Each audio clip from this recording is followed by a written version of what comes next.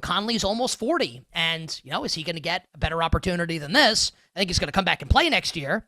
Is he going to get another shot to win an NBA championship? So I think Anthony Edwards, you give him credit for the empathy that he feels there towards his older teammate, knowing that he's only 23 years old and might get another crack at it.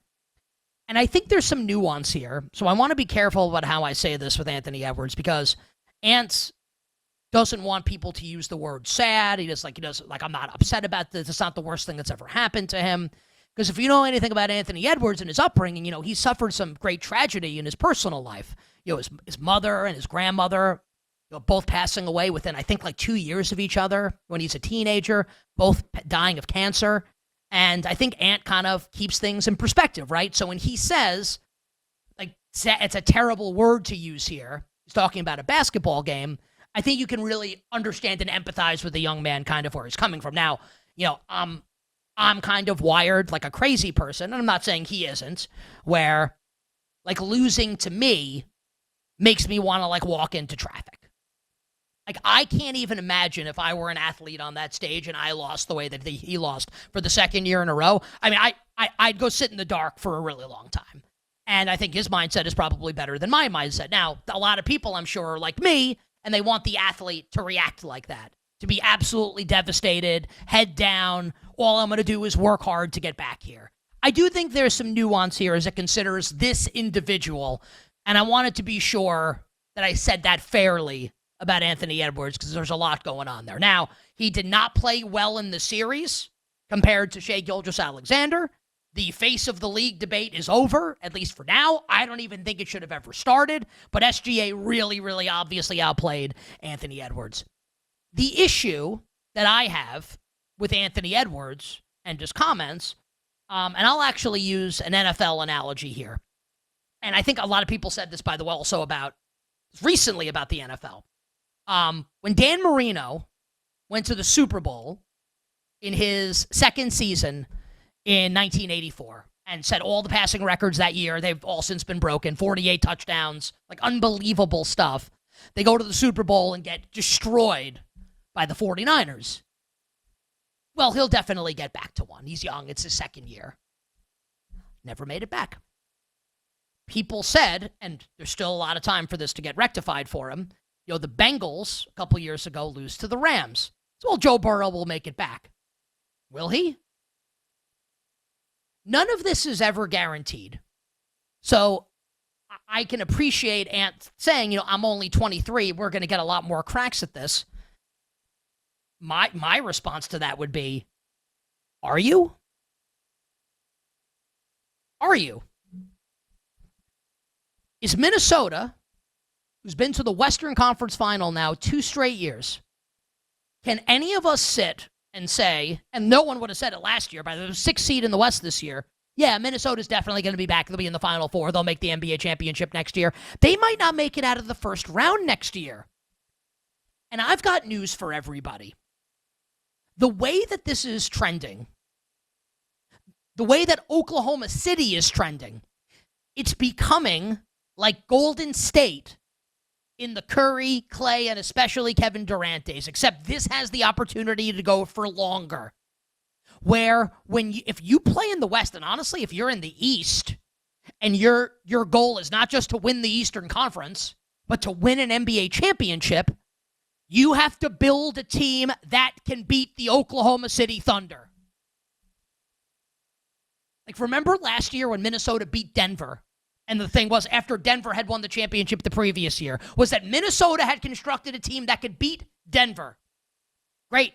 They did beat Denver last year, and then they lost to Dallas. And as it turns out, they didn't need to beat Denver this year. And I think they would have if they had played. I wish they had played for my Minnesota stuff. They needed to beat Oklahoma City. So for all the teams in the West, and there are many, the East sucks. The Eastern Conference sucks by comparison. It just does. That's a fact. The East cannot be compared to the West. Think about all these teams in the Western Conference, right? Let's put OKC to the side for a second. Golden State with Jimmy Butler next year. Still have Steph. We'll see what they do with the roster. But Golden State likely would have beaten Minnesota if Steph doesn't get hurt. with the way that series went. Golden State. Denver. Even if you don't like that roster, Jokic is still there, and he's still the best player in the world. Denver. The Lakers with Luka, LeBron. I'm sure they're going to get, maybe they'll get Mark Williams. I don't know, a big man that can actually play unlike Jackson Hayes. The Clippers are going to be in the mix. The Mavericks are going to be in the mix with Cooper Flagg and Anthony Davis and when Kyrie Irving comes back. I mean, you could make a case that if Memphis could get their head screwed on straight, could Memphis with John Morant and a new coach, could Memphis be a team that's a little interesting? What about the Houston Rockets, the 2 seed in the West this year, with all the assets they've got to maybe go out and make a trade?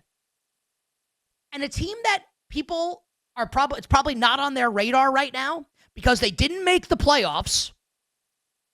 What about Victor Wembanyama and the San Antonio Spurs? Think about how loaded this conference is. Loaded. All these teams are nasty. And Oklahoma City's a rung above all of them. So if you're San Antonio, and you're Greg Popovich, I kind of enjoy that.